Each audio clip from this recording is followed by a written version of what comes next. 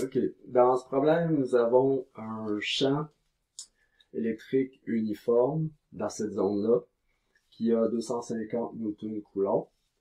On introduit un proton à l'intérieur qui va se déplacer de la position 2,4 mètres à la position 3,9 mètres. Donc, il fait une distance de 1,5 mètres à l'intérieur de ce champ-là, dans la même direction que le champ, parce que là, notre axe XY est ici. Donc, par rapport à l'origine, il s'éloigne de notre champ est de ce sens-là. On veut savoir, finalement, ça va être quoi la, son énergie potentielle électrique, mais la différence. Ça veut dire que de là à là, ben, il est parti d'une certaine énergie potentielle électrique, puis il est rendu avec une nouvelle, donc on veut avoir le delta ici. C'est donné par l'équation delta comme ça et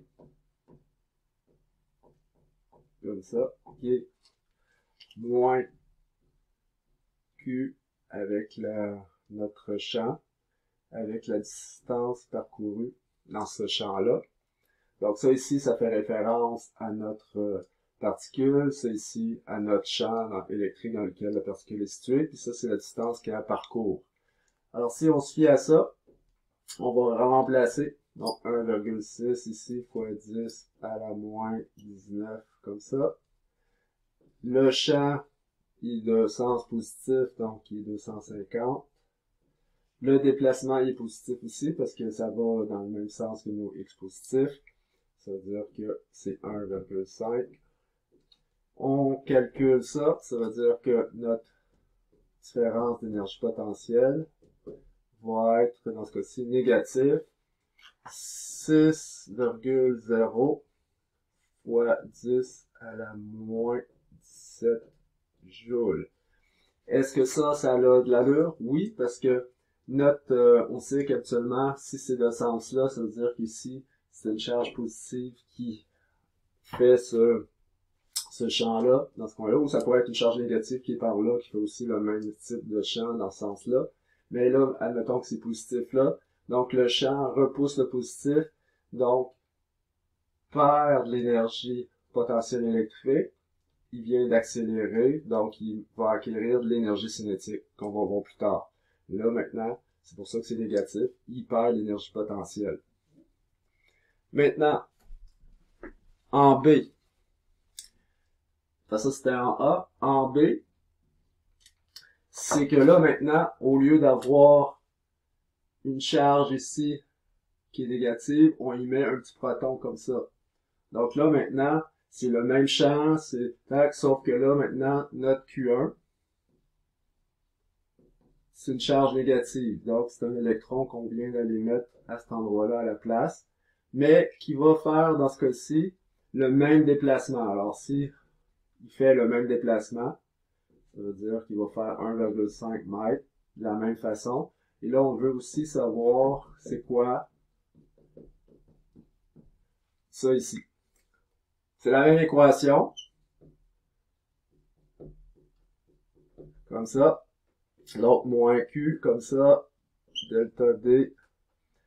Mais maintenant, la charge est rendue à 1,6 fois 10 à la moins 19. Comme ça. Le champ n'a pas changé d'orientation. La distance parcourue non plus.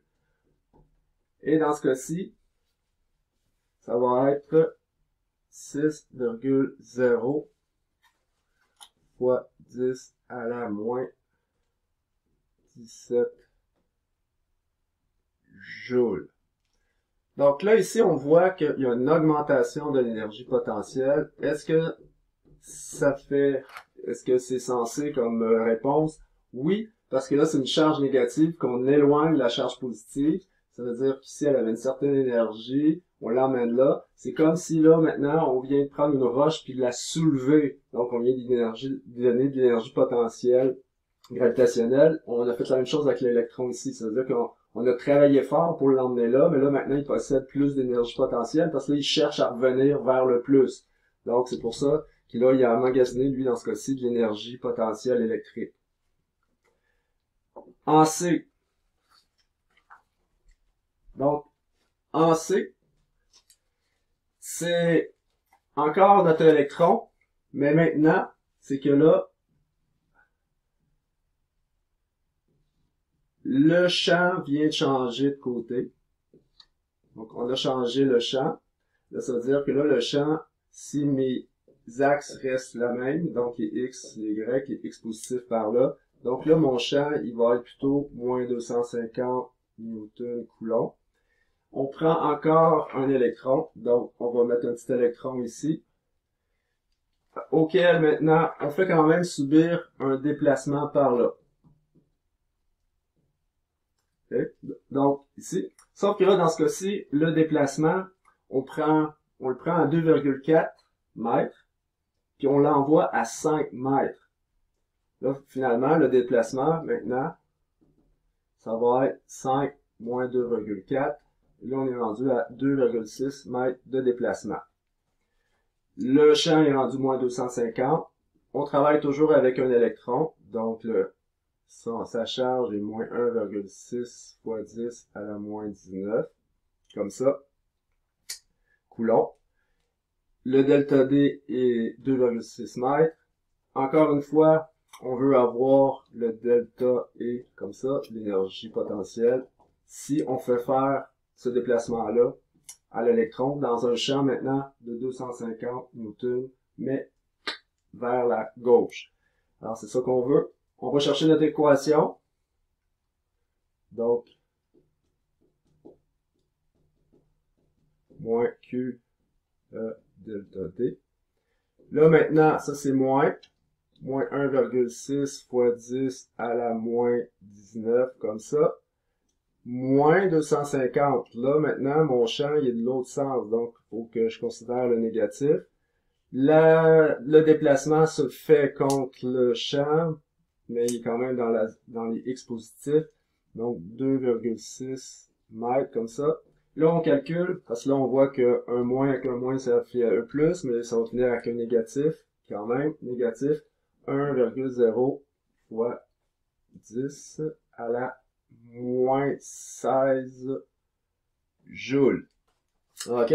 Donc, là, ici, c'est qu'est-ce qui se passe? C'est qu'en principe, si on regarde ça, ça veut dire que c'est sûrement une charge positive qui est de ce côté-là, qui a créé ce champ-là, ce champ uniforme-là dans cette zone-là. Et là, finalement, on rapproche l'électron. Mais là, l'électron cherchait déjà à se rapprocher du plus. Ça veut dire que là, ici, il y avait beaucoup d'énergie potentielle. Puis là, en le ramenant là, proche du plus, on vient de diminuer son énergie potentielle. Donc, c'est pour ça que c'est négatif ici.